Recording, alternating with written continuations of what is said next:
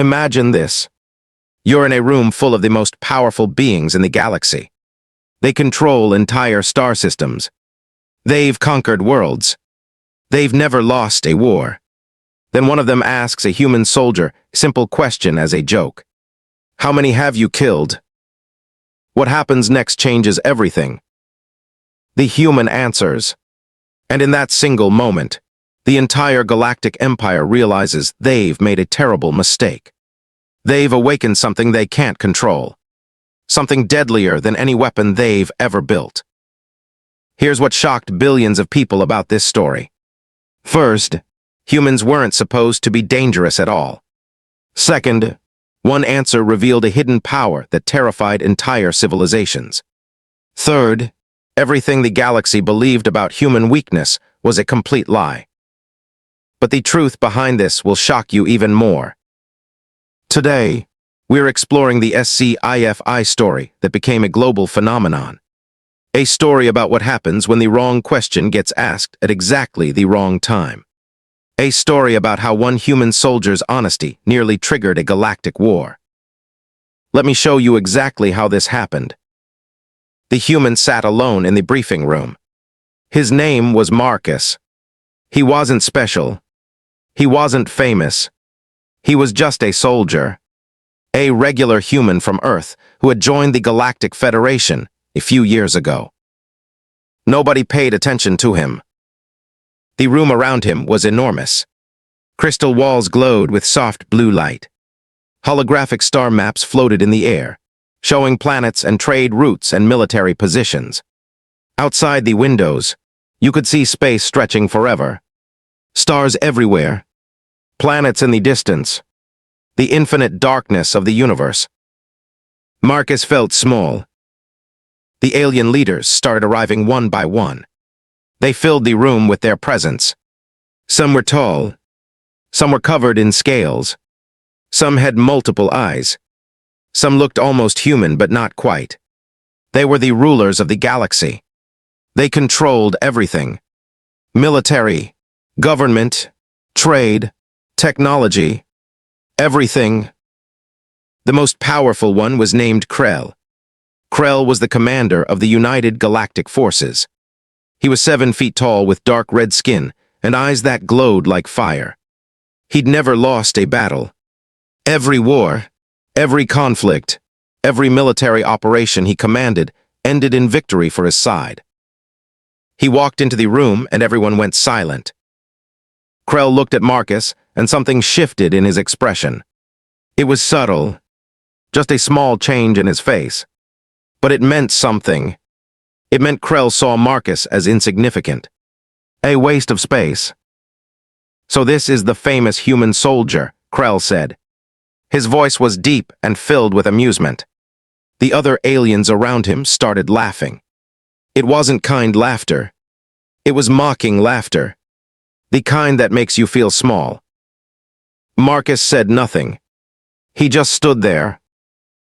Krell walked around him slowly, examining him like he was looking at an animal in a cage. I've heard stories about humans, Krell continued. I've heard you're primitive. That you're weak. That your technology is decades behind ours. That you're barely worth recruiting into the Federation. The other leaders laughed again. But apparently, Krell said, stopping in front of Marcus, you've earned some kind of reputation. Some humans say you're dangerous. Some say you're a skilled fighter. Some even say you're one of the most lethal soldiers in the Federation. He paused. His glowing eyes stared directly at Marcus. This amuses me greatly, Krell said, because it seems impossible. You're so small, so fragile, so completely outmatched by any of us. So I have a question for you, human, and I ask it in the spirit of curiosity and jest. Everyone in the room leaned in slightly. They wanted to hear what he would say. How many sentient beings have you killed? Krell asked.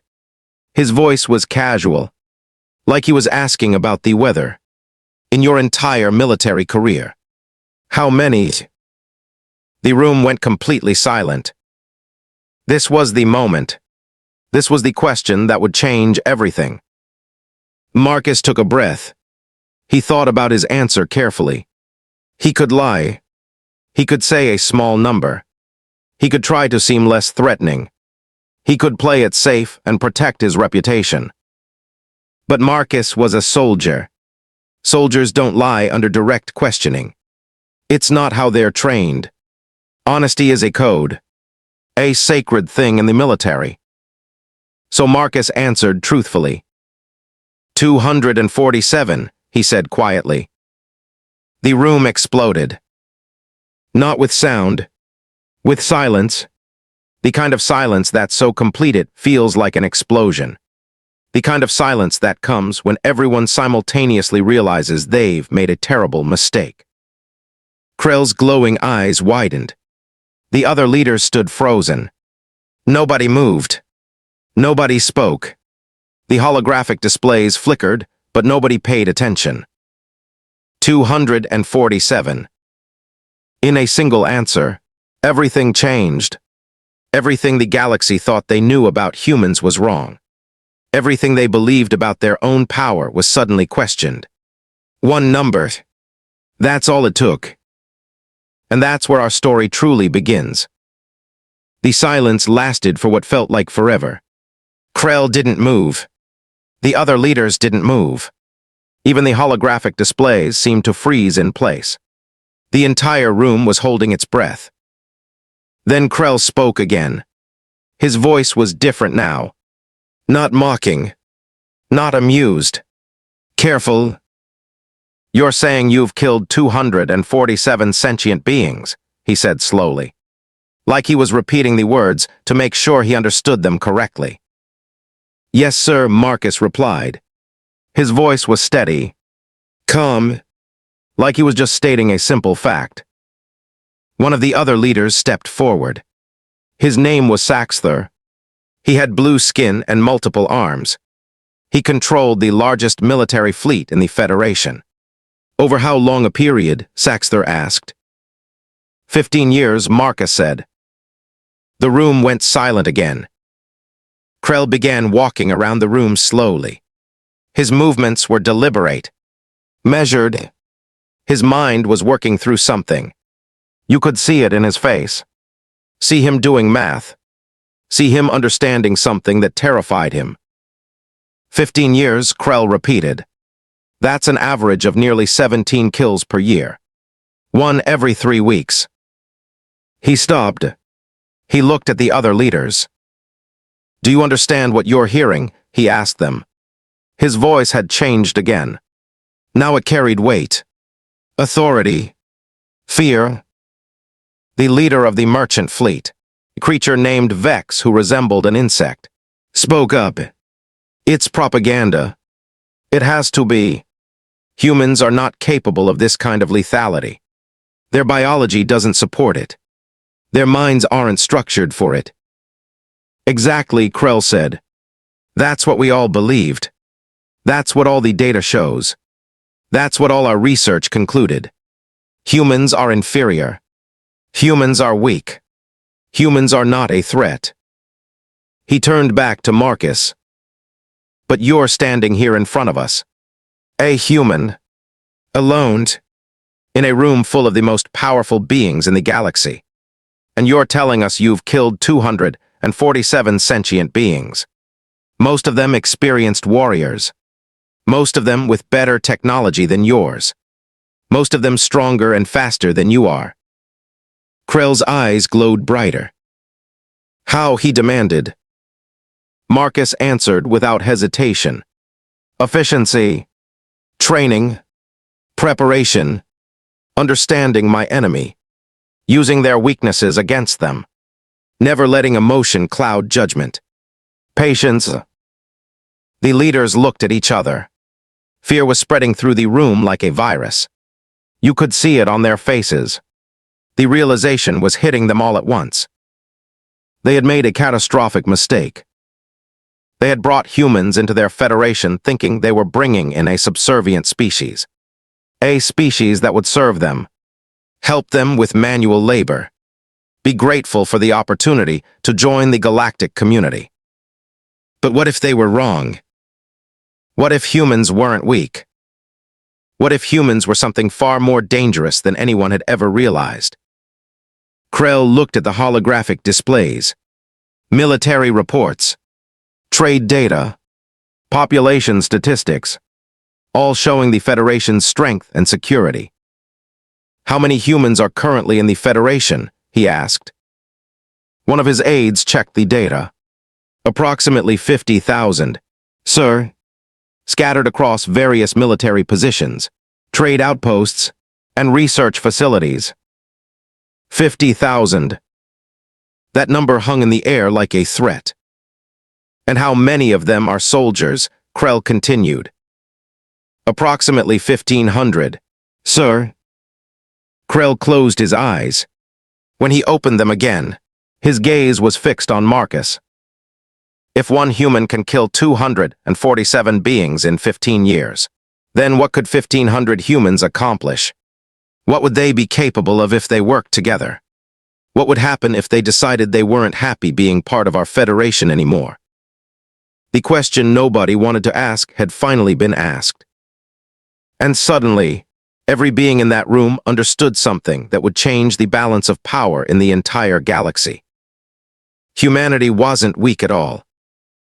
Humanity was a threat. Within hours, everything changed. Krell issued orders. Immediate orders. The kind that ripple through an entire government like an earthquake. Every record about human soldiers was pulled. Every file was analyzed.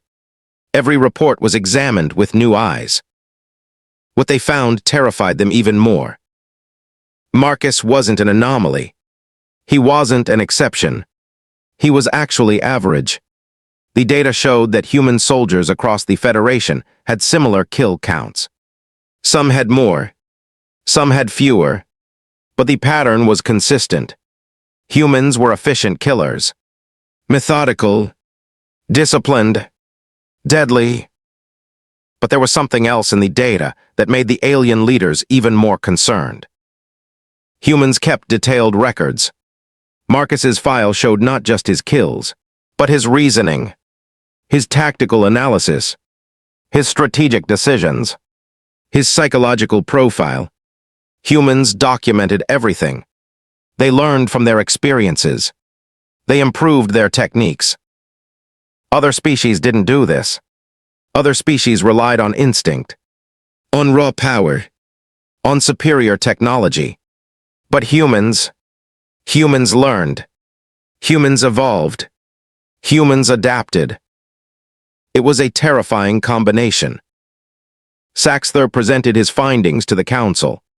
The data shows that human soldiers have an 87% success rate in combat scenarios. That's higher than any other species in the Federation. Even species with superior physical strength and advanced technology. How is this possible? Asked one of the other leaders. His name was Tormak. He represented the research division. Methodology, Saxthor answered. Humans approach combat like a puzzle. They analyze their opponent. They identify weaknesses. They exploit those weaknesses with precision. They're not warriors because they're strong. They're warriors because they think. The implications were staggering. Krell stood and walked to the window. He looked out at the stars, at the vast Galactic Federation that he had helped build, that he had helped control. Order a full investigation, he said quietly. I want to know everything about human biology, their history of warfare, their military culture, their capacity for strategic thinking. I want to understand what we've brought into our civilization. Over the next weeks, the investigation expanded. Researchers from across the Federation were pulled inches. They began studying humans with intense focus. They reviewed thousands of years of human history. They watched humans in their natural environment on Earth. They interviewed human soldiers. They analyzed human psychology. And what they discovered shattered every assumption they'd made. Humans had been fighting each other for thousands of years. Not just occasional conflicts. Continuous warfare. Wars that shaped their entire civilization. Wars that killed millions of their own kind.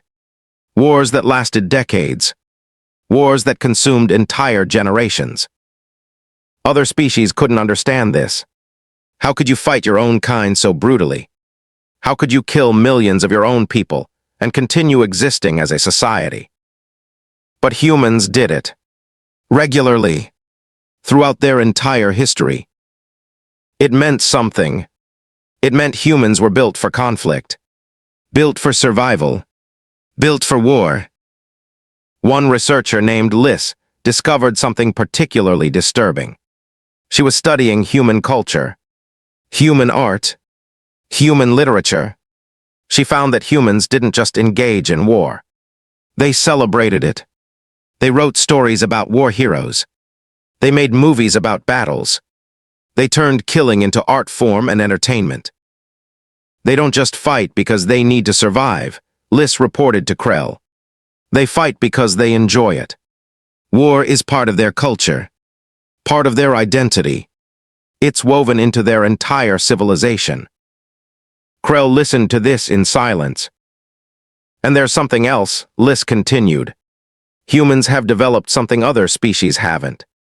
Something that makes them fundamentally different. What? Krell asked. Imagination, Liz said. Humans imagine things that don't exist. They imagine threats. They imagine solutions. They imagine scenarios and prepare for them before they happen. They're not just reactive. They're predictive. And when you combine that with their history of warfare and their discipline, it creates something uniquely dangerous. Krell absorbed this information. The implications were becoming clearer. Humans weren't just soldiers. Humans were born for this. The emergency council meeting was called for midnight. Every major leader in the Federation was present. Military commanders, government officials, trade representatives, everyone with power, everyone with a say in what happened next. Krell presented the full findings. It took 3 hours. By the end, the room was in chaos. Not loud chaos. Silent chaos. The kind where everyone is thinking the worst thoughts possible. So what you're saying, said Vex, the merchant leader, is that we've invited a predatory species into our Federation. A species that's biologically and psychologically designed for warfare. A species that has a history of brutality that spans thousands of years. A species that actually enjoys conflict. Not just invited, Krell corrected. We recruited them. We trained them. We gave them access to our technology. We integrated them into our military structure. We put them in positions of authority. The implication hung in the air. They had created their own enemy. There are 1,500 humans in our military right now, said Saxthor. If they decided to rebel, what would happen? Tormek pulled up calculations on the holographic display.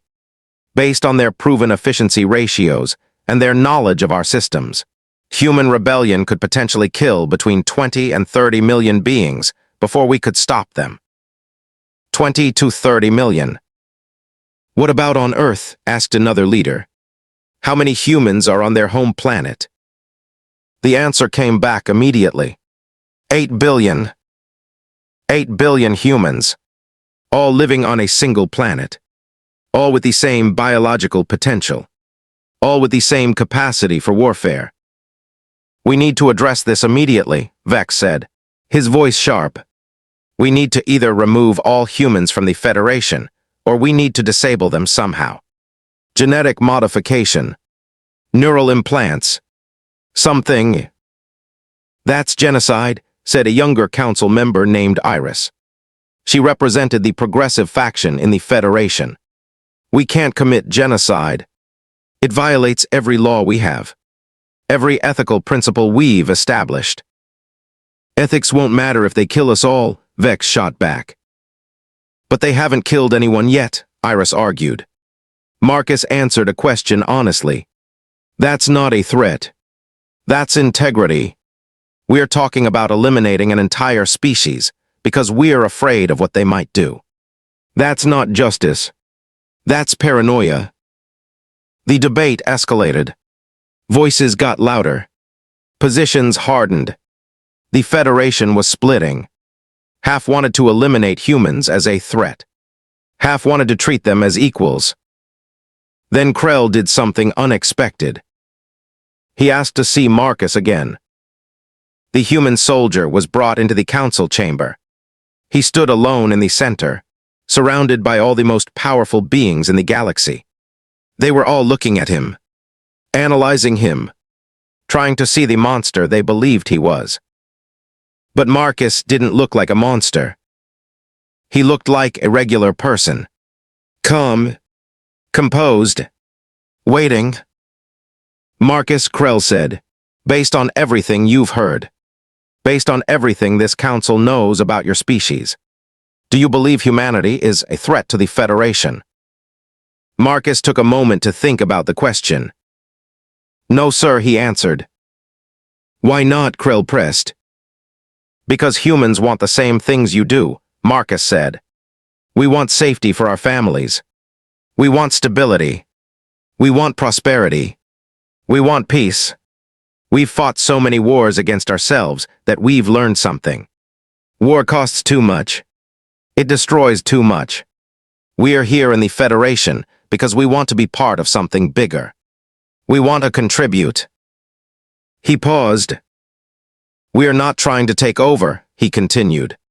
We are not trying to conquer anyone. We are just trying to survive. Just like everyone else. And yeah, we are good at fighting. We are efficient killers. But that doesn't mean we want to kill. It just means we're prepared to if we have to. Iris leaned forward. What would it take for humanity to feel threatened by the Federation? Marcus answered honestly. If you tried to enslave us, if you tried to eliminate us, if you tried to treat us as less than equal, then we'd have a problem. And if that happened, Krell asked. Marcus met his glowing eyes directly.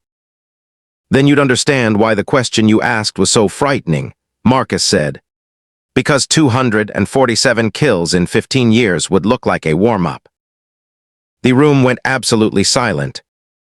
The Federation's council didn't reach an immediate decision. How could they? The choice before them was impossible. They couldn't eliminate humans without committing genocide. They couldn't control humans without creating the very threat they were afraid of. They couldn't ignore humans because the problem would only grow. So they did something different. They invited humanity to the table. Within a month, the first human delegation arrived at the Federation's capital world. They came as representatives, not soldiers, not subordinates, but equals. The Federation's leadership realized something crucial. If they treated humans as a threat, humans would become a threat. If they treated humans as partners, humans would be partners. It was a gamble. But sometimes the biggest threats are diffused not through force, but through respect. Over the next year, everything shifted. Humans received seats on the council. Human perspectives were heard in policy meetings. Human history was studied. Human culture was respected. The initial fear and paranoia that had gripped the Federation began to fade. But here's the twist that nobody expected. It turned out that Krell had been testing humanity the entire time. Not just Marcus, not just the military, but humanity as a whole. In a private conversation with Marcus months later, Krell revealed something. The Federation had known about human military efficiency for years. The data had always been available. But Krell wanted to see how humans would react when they were suddenly perceived as a threat. Would they become aggressive? Would they exploit the fear? Would they attempt to take power? Instead, they did the opposite. When fear gripped the Federation, humans advocated for peace. When the Council wanted to eliminate them, Marcus spoke for his people with dignity and reason. When given the opportunity to seize power, humans chose cooperation. That's when I understood, Krell told Marcus. You weren't dangerous because you could kill. You were dangerous because you could choose not to. You had the power to destroy us, but you chose dialogue instead. That's something no other species in the Federation has ever done.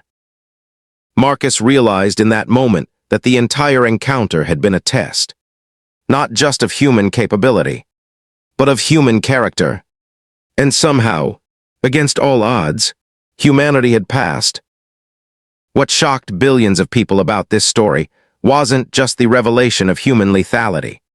It was the revelation of human wisdom. The ability to have power and choose not to use it. The ability to be feared and still advocate for peace. The galaxy had been prepared for the worst.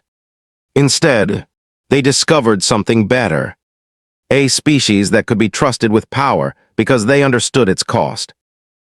The real story wasn't about a threat awakening. It was about a misunderstanding being resolved. And in that resolution, a new alliance was born. Not based on force, not based on fear, but based on mutual respect.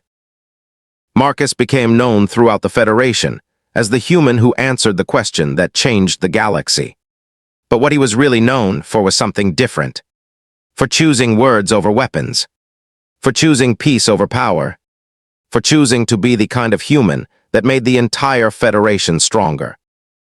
And every human who followed him did the same. The question that was meant to be a joke became the most important question in galactic history. And the answer changed everything about how the Federation understood not just humans, but themselves.